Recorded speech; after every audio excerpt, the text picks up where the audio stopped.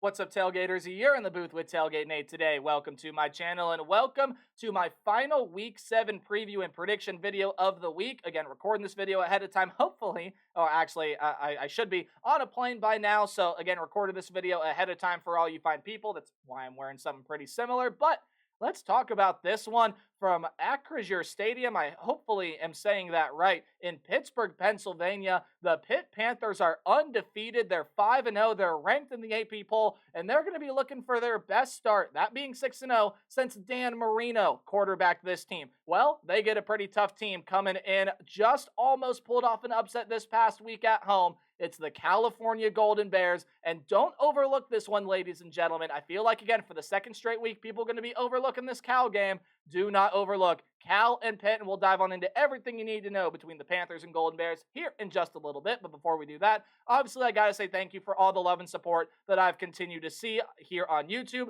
and in other ways as well. If you want to help support me on this platform on YouTube, there are a couple ways you can do that. I mean, literally interacting with the channel in any way you can. That's liking, commenting, sharing, and the very important things I'm about to tell you to do right now. If you're as big of a college football nerd as I am, you got to hit the subscribe button and ring the bell. And I really, really appreciate all of you taking time out of your busy day to just simply sit back, relax, and watch this video. It helps support me in more ways than you can even imagine. But if you'd like to support me outside of YouTube, I encourage you to go give me a follow on Twitter or X and look at everything else I do in the sports media world. It's at TailgateNate29. That is my @ or handle or whatever you want to call it. I'd be very appreciative if you give me a follow over there and see what else I do in the sports media world. Without further ado, though, ladies and gentlemen, let's go ahead and dive on in. It's Cal, it's Pitt from Acrisure Stadium in Pittsburgh, Pennsylvania. How do we go ahead and break this game down? Well, we're going to first go through some keys to the game when each team possesses the football. So that, of course, we'll start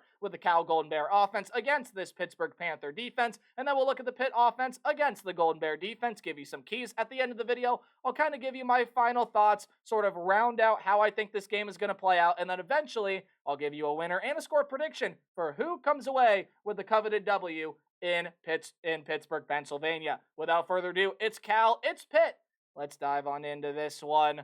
This one should be fun. Now, again, I just said Pitt is going to be looking for their best start since Dan Marino quarterbacked this team. How do they do it? Well, they're going to have to slow down this California offense first. Now, California has got some pieces coming back here. First off, I want to talk about Fernando Mendoza at quarterback. No, the stat line is not going to blow you away. 1,177 yards, 7 touchdowns and 3 interceptions, right around 65% completion percentage. Sure, that's pretty solid, and he definitely has slowed down a lot compared to sort of the first couple of games that he played this year. But you look at this game against the Cal Golden Bears, only went 11 of 22, but had 285 yards, 2 touchdowns, did throw a pick in that game as well. But overall, guys, Fernando Mendoza has been a pretty solid piece to this Cal offense, has been a pretty solid quarterback, and when he is on, this is an offense that definitely can move the football down the field really, really well. And we saw that through a lot of points in that game against Miami this past week. And you take a look at this Pitt defense, well, they got a really, really good defensive front. They only allow, or I should say they allow under 120 rush yards per game, and they have 12 sacks, not to mention 8 turnovers forced as a defense, or I should say as a whole defensively on the season. But my first key I want to talk to you guys about is, look, Cal does have a lot of pieces coming back here for this game. Well, I shouldn't say a lot, but one big one, I believe he came back this previous game, but Jaden Ott, the guy that you just saw on that thumbnail screen a little bit ago, he is going to be coming back. Now, only had 7 carries in this previous game, only 2 yards. He did have a touchdown in that game, but just wasn't running at his best. If California is going to want to go on the road and upset Pitt here, Jaden Ott has got to start running more like what we've seen Jaden Ott do in seasons prior. But, I mean, surrounding him, you got a guy by the name of Javian Thomas, a sophomore running back that has been running pretty well for you so far. 6.4 yards per carry definitely isn't bad. The wide receiver room, led by a true freshman in Nasiah Hunter, has been absolutely outstanding. But when you take a look at the rest of this Cal offense, I think especially the key here is Nasiah Hunter and this passing attack. Fernando Mendoza can't afford turnovers, and he has to do well against this Pittsburgh defensive backfield. Why? It's definitely the weak point for this Pitt offense, or for this Pitt defense, I should say, when you go ahead and look at some stats prior. I mean, they allowed Jacoby Criswell to throw for 269 passing yards. They were able to limit Garrett Green fairly well, but then when you go back and you take a look at the game against Cincinnati, almost 300 yards for Brennan Sorsby and 3 touchdowns. The secondary is the weak point of this defense. Fernando Mendoza is a good enough quarterback to exploit it when he is on his A game. He's going to need some help from his wide receivers, and the run game, I think, has got to get going a little bit for Cal here as well, especially that of Jaden Ott. I think he has got to be able to really turn it on and get it going here for the Golden Bears in this game. But let's look at the other side of the ball a little more closely now. And you heard me mention it just a little bit ago. This is the Pitt defense that so far has been pretty good, and it's already faced some pretty solid offenses so far this season. Cincinnati has a pretty solid offense this year. Brendan Sorsby has done well quarterbacking that team. West Virginia, I mean, they didn't start out this season great, but being able to limit Garrett Green and everything that team is able to do on the ground is no easy feat. It has done well defensively against some pretty solid offenses. Now, I don't think this is the best offense they've faced by any stretch of a mile, but this is a Panther defensive front and especially a Panther pass rush that I think is going to be able to cause some havoc here in this game, especially when you consider Cal's offensive line has just not been good this season. Pitt is averaging over 2 sacks per game. They have 12 sacks on the season. Again, they have forced 8 turnovers, and that's just quite simply a team that can provide pressure, that can get into the backfield really well, and can cause havoc to not allow this Cal run game to get going, to allow Fernando Mendoza to do basically nothing through the air by getting him on the ground. The Cal offensive front has got to step up. It's got to do a better job at being able to pick some of these blitzes up, and some of that falls on the running backs as well, being able to pick up some blitzes for their quarterback in Fernando Mendoza. They cannot allow him to keep getting hit. But there is one thing that I think Cal can do to help beat this Pittsburgh Panther defense. Its defense has been on the field a lot this season. You see that number right there, almost 35 minutes a game. Ouch. And especially if Pitt were to go play a team like Miami, or if Pitt were to play a team like Louisville and they're on the field that much, that's really going to hurt them, and it can hurt them against Cal. When Cal has everything working the way they want it to, that's a team in Cal that A, can control the pace, but B, can wear out this Pittsburgh defense. And Pittsburgh, because their defense has been on the field so much this year, yes, I know they have a fairly solid big play offense that we're about to talk about in a second. They've kind of had to be the comeback kids in a little bit of ways this year. They had to come back to beat Cincinnati. They had to come back in a way to beat West Virginia, and there was, especially early in that one, a little bit of trouble against Kent State and a little bit of trouble against North Carolina. If Cal can control the clock, that's going to spell trouble for this Pitt defense. But again, as you heard me just mention, this Pittsburgh Panther offense has been really pretty good this year. They're averaging 7.5 yards per play, over 522 yards per game, over 45 yards per game, and it starts with the big play pass.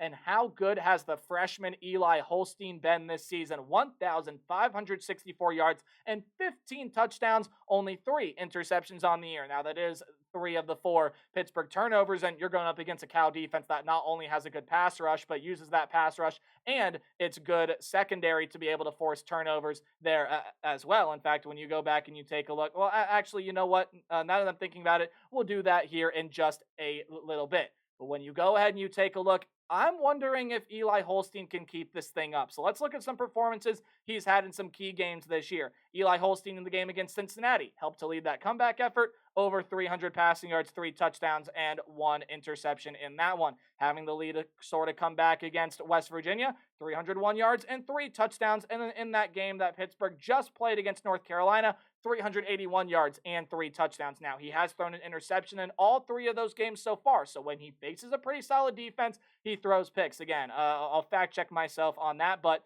threw 1 against Cincinnati.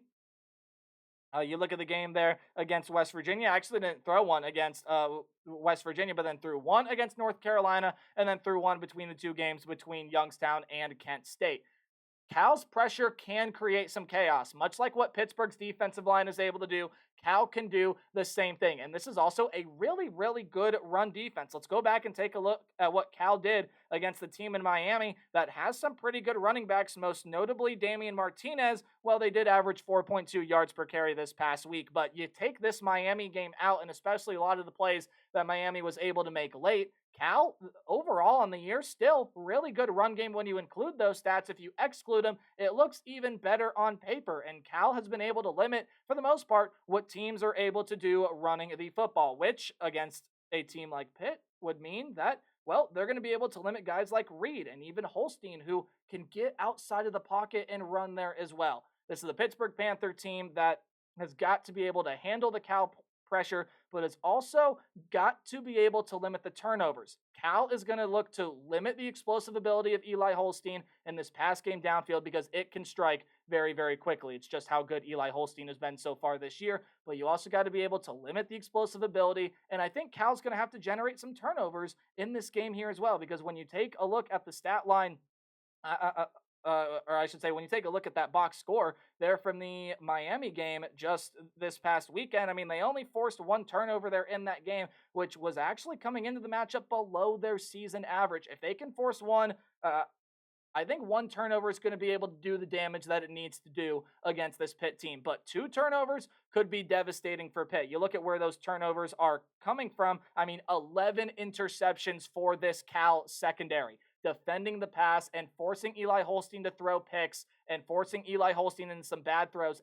The pressure is going to have to maybe help out in its part in that, and it has for the most part this season. But this ball hawking secondary has got to get on top of it and has got to get some more interceptions for the California Golden Bears here in this game, which leads me into my prediction for this matchup. Pitt is going to be the favorite here, and Cal, after starting out 3-0, that included a win against an SEC team in Auburn, they have fallen flat in their last two games. They just couldn't get anything going against Florida State and lost kind of a snoozer of a game. It was 14-9 in that one, and then they were this close to knocking off a top 10 team in the country and possibly being ranked entering this season. Even though Cal has lost their previous two games, Cal has looked good. And I think if Cal takes everything that they have learned and seen on film and apply that to this game against Pitt, I think Cal can come away with the upset here in this game. When you take a look at what the Pittsburgh Panthers do, though, Eli Holstein with this downfield pass game, it is going to be hard to stop. It's going to be really hard to stop. I think Eli Holstein and this Pittsburgh offense are going to be able to keep that up, and I think they hit some shots here.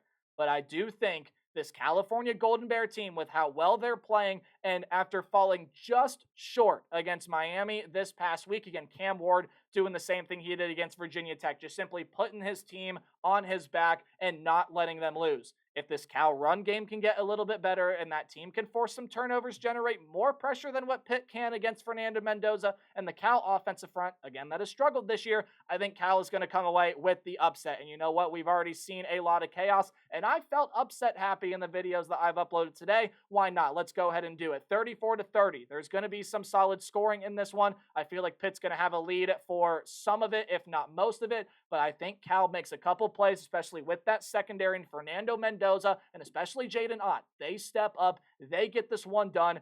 34-30. This might be my upset pick of the week, even though I did pick West Virginia to beat Iowa State. I also did pick, what was the other? Oh, Arizona to go on the road and beat BYU. Let's pick another one, shall we? I think Cal's going to go on the road, be able to get this one done. I've liked what I've seen out of the Golden Bears, especially in that one against Miami. And Pitt, obviously not as good of a team as the Miami Hurricanes are. If they can keep that momentum rolling and not let it deflate themselves, I think Cal comes away with the upset here in this matchup. Let me know what you guys think in the comment section down below. Remember to play hard but tailgate harder. Enjoy your college football Saturday. And as always, I'll see you guys in the next video. Goodbye.